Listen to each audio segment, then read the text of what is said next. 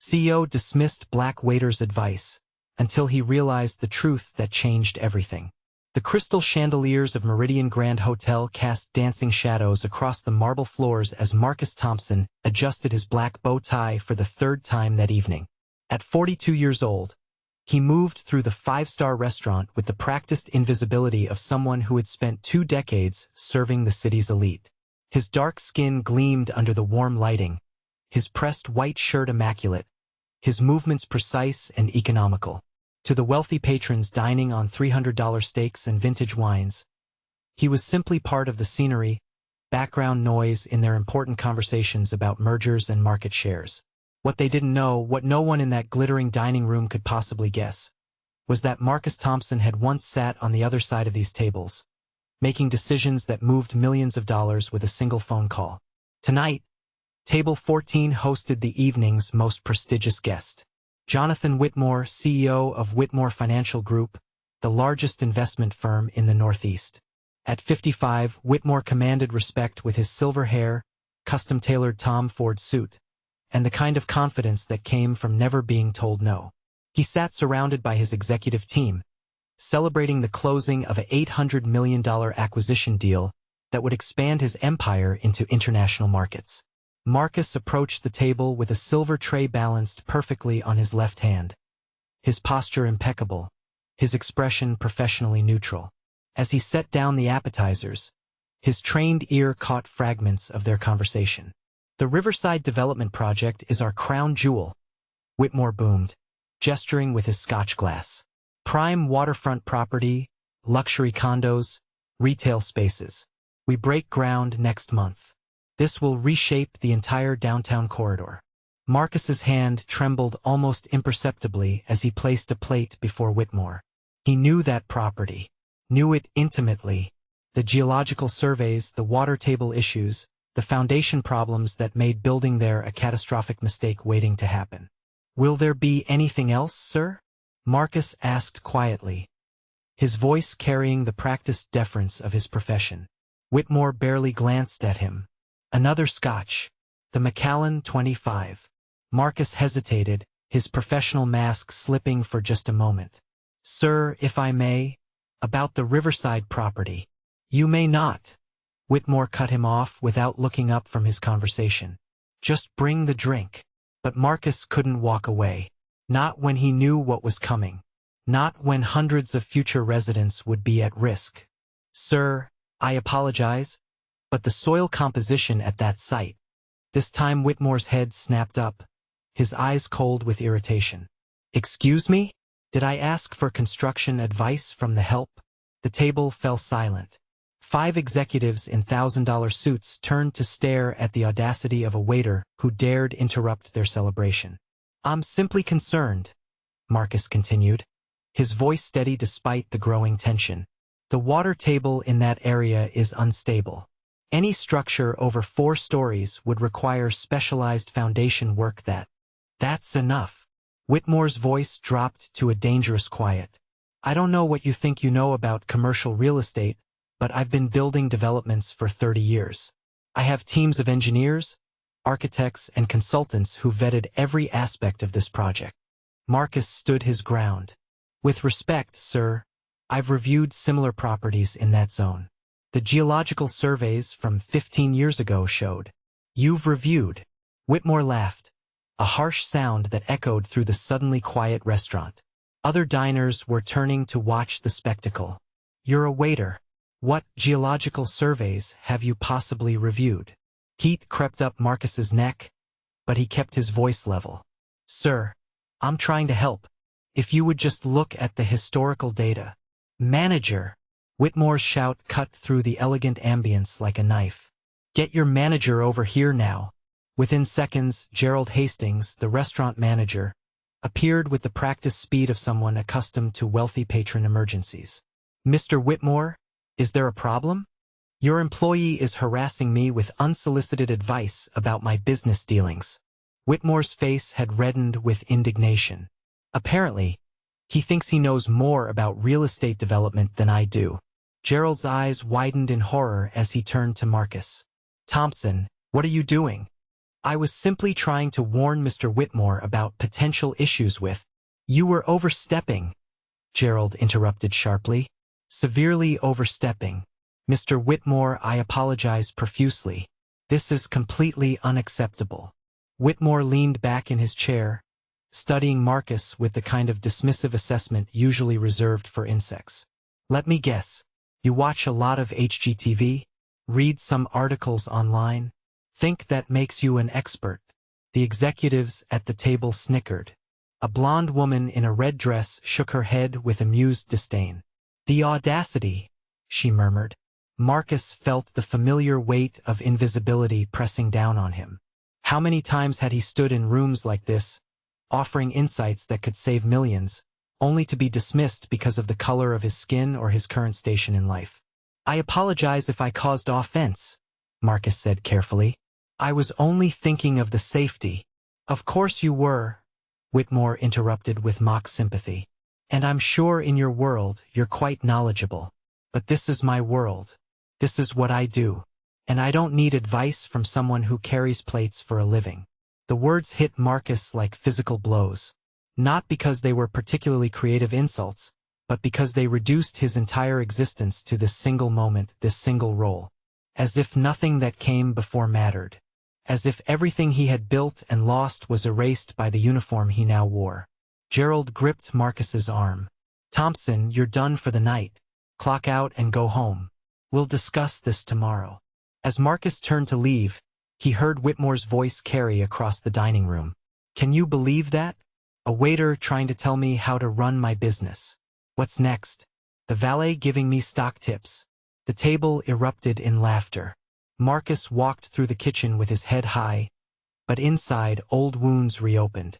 He changed out of his uniform in the employee locker room, his hands moving automatically through the familiar routine. In the cracked mirror above the sink, he saw not just his reflection, but the ghost of who he used to be. Dr. Marcus Thompson, Ph.D. in civil engineering from Stanford. Former chief structural engineer at Davidson and Associates, one of the most prestigious engineering firms in the country. The man who had designed the foundation systems for 3 of the city's tallest skyscrapers. That was before the scandal.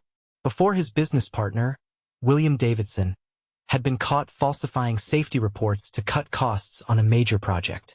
Before Marcus, as the firm's technical director, had been swept up in the investigation despite having no knowledge of the fraud. Before his reputation had been destroyed by association, his license suspended pending review, his career reduced to ashes by a corrupt partner, and a justice system that saw a black man in an executive position as inherently suspicious. The investigation had dragged on for 3 years.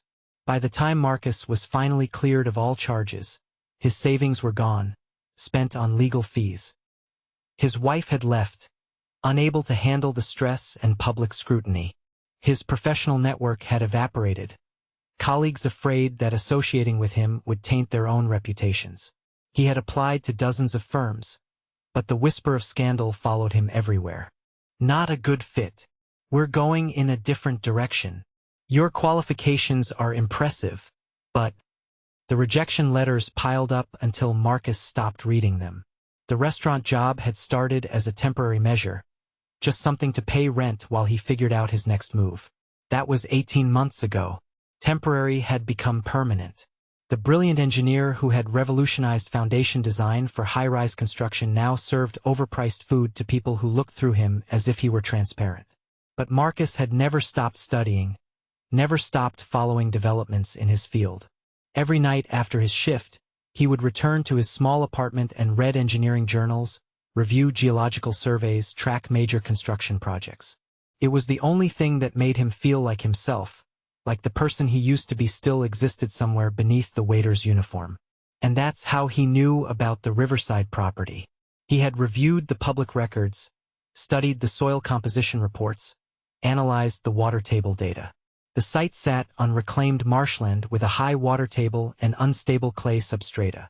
Building anything over 4 stories without specialized deep foundation systems would be catastrophic. Within 5 years, those luxury condos would start showing structural stress. Within 10, they could be uninhabitable. Within 15, complete structural failure wasn't just possible, it was probable. Marcus had tried to warn them, and they had laughed at him. He walked out of the Meridian Grand into the cool night air, his waiter's uniform folded in his bag, wearing the jeans and jacket of his civilian life. The city lights reflected off the river in the distance, and somewhere beyond those lights was the Riverside property, waiting to become Jonathan Whitmore's greatest triumph or his most devastating failure. What would you do in Marcus's position? Walk away and let fate take its course? Or risk everything to expose a truth that no one wants to hear? Sometimes the hardest choice is between silence and speaking up when no one will listen. Share your thoughts below. 3 weeks later, Marcus stood in the employment office, filling out yet another application. This one was for a night shift position at a warehouse. The pay was slightly better than the restaurant, and at least he wouldn't have to smile while being dismissed by people who thought his skin color determined his intelligence. Gerald had fired him the day after the incident with Whitmore. "You made our most important client uncomfortable," the manager had explained with false regret. "I can't have staff who don't understand boundaries." Marcus had cleaned out his locker without argument. What was the point? In Gerald's world, in Whitmore's world, in the world that mattered, Marcus was wrong simply by virtue of being who he was. But he couldn't stop thinking about the Riverside project. Couldn't stop seeing the future headlines about structural failures, about families displaced, about the potential loss of life. His conscience wouldn't let him walk away, even if his pride demanded it. So Marcus did something he hadn't done in 18 months. He made a phone call to his old world. "Davidson and Associates. How may I direct your call?"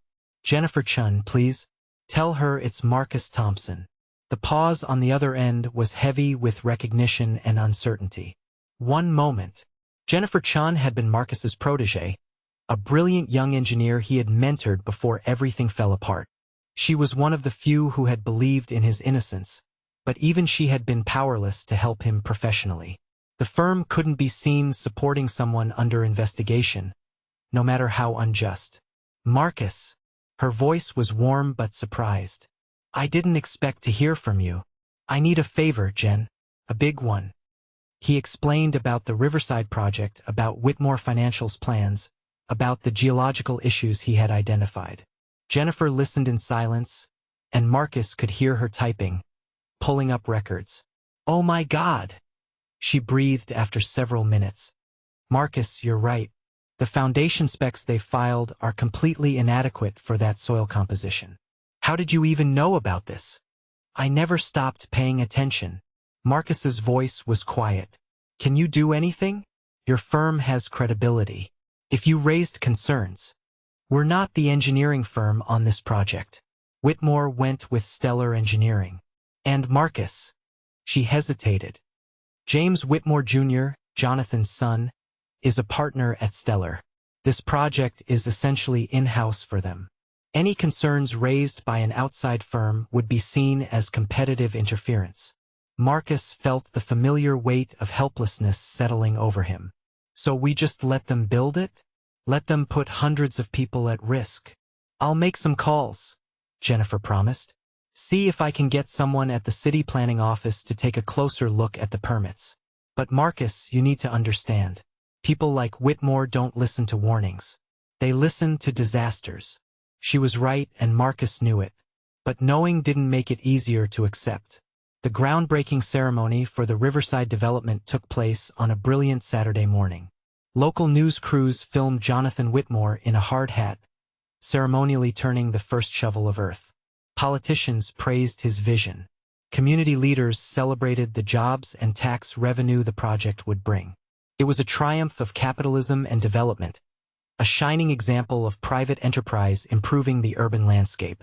Marcus watched the coverage on the small TV in his apartment. His engineering journals spread across his kitchen table. He had sent anonymous letters to the city planning office, to the local newspaper, to every regulatory body he could think of. All had been ignored or dismissed. Without his credentials, without his former position, his warnings carried no weight. He was invisible again.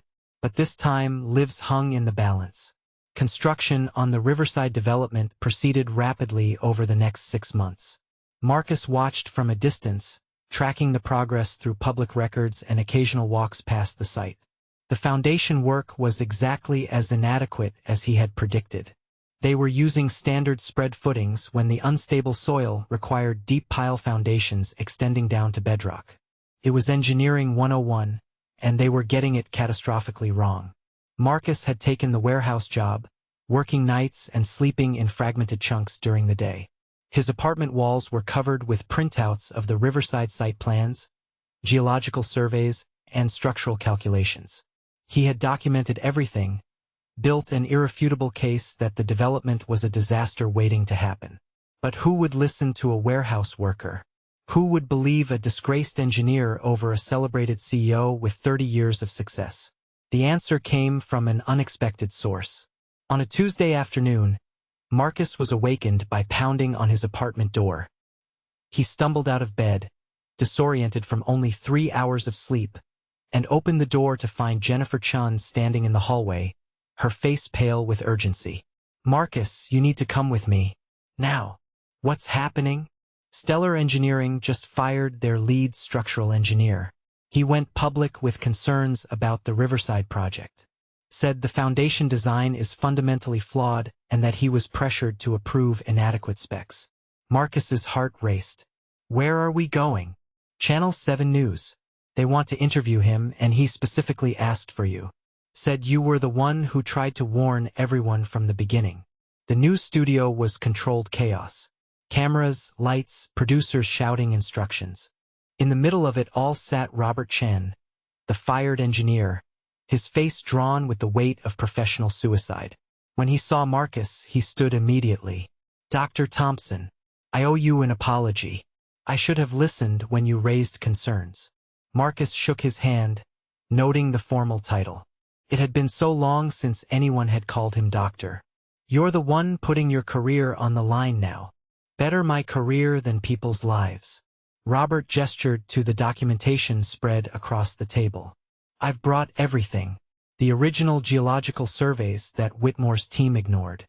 The foundation specs that I was told to approve despite my objections. Email chains showing that James Whitmore Jr. personally overrode safety concerns to stay on budget." The interview went live at 6 o'clock. Robert Chun laid out the technical issues with devastating precision. The inadequate foundation design, the unstable soil composition, the projected timeline for structural failure. And then he said the words that changed everything. "I'm not the first person to identify these problems. 6 months ago, a waiter at the Meridian Grand Hotel tried to warn Jonathan Whitmore about these exact issues. That waiter was Dr. Marcus Thompson, former chief structural engineer at Davidson and Associates, one of the most respected foundation design experts in the country. He was publicly humiliated for trying to prevent this disaster." The camera turned to Marcus, and suddenly he was speaking to thousands of viewers. His voice steady with the authority of expertise earned over decades. "The Riverside site sits on reclaimed marshland with a water table less than 8 feet below grade. The soil is primarily clay with low bearing capacity. Any structure over 4 stories requires deep pile foundations extending to bedrock at approximately 40 feet. The current foundation design uses shallow spread footings adequate for maybe 2 stories on stable soil. This isn't a minor oversight. This is a fundamental engineering failure that will result in catastrophic structural problems." He pulled up his calculations, his geological surveys, his detailed analysis. On live television, Marcus Thompson transformed from invisible waiter to the engineer he had always been. The response was immediate and explosive. By morning, the Riverside development was front-page news. City building inspectors announced an emergency review of all permits. The mayor called for a full investigation. And Jonathan Whitmore's phone rang off the hook with calls from lawyers, investors, and very angry future condo buyers. Marcus returned to his apartment to find dozens of messages. Job offers from engineering firms. Interview requests from news outlets. Apologies from colleagues who had abandoned him during the scandal. His phone buzzed constantly with notifications. But the message that mattered most came 3 days later. A registered letter delivered by courier. Inside was a handwritten note on expensive stationery. Dr. Thompson, I was wrong. About everything. The Riverside project has been halted pending a complete foundation redesign. My engineers estimate you saved us from a $500 million catastrophic failure, not to mention the lives that would have been at risk. I dismissed you because of pride, prejudice, and assumptions I'm ashamed to admit I held. I don't deserve your forgiveness, but I'm asking anyway. Would you be willing to meet? Jonathan Whitmore.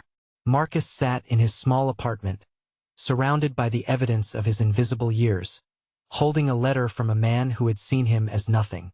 He thought about revenge, about vindication, about all the ways he could make Whitmore suffer the way he had suffered. But mostly, he thought about the young engineer he had once been, full of idealism and passion for building things that would last.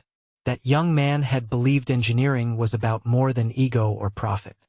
It was about creating structures that would shelter families, that would stand as testaments to human ingenuity and care. Marcus picked up his phone and dialed the number included in the letter. Mr. Whitmore, this is Marcus Thompson. I'll meet with you, but not because you asked. Because there's still time to build the Riverside development the right way. The meeting took place not in Whitmore's executive office, but in a conference room at Davidson and Associates. Jennifer had arranged it, bringing together the key players. Whitmore, his executive team, the city's chief building inspector, and representatives from 3 major engineering firms. Marcus arrived in a suit he hadn't worn in 18 months, carrying his comprehensive analysis of the Riverside site. As he walked into the room, Jonathan Whitmore stood immediately. Dr. Thompson, thank you for coming. The CEO's voice carried none of its former arrogance.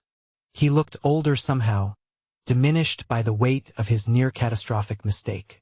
Marcus simply nodded and moved to the head of the table. For the next 3 hours, he walked them through everything.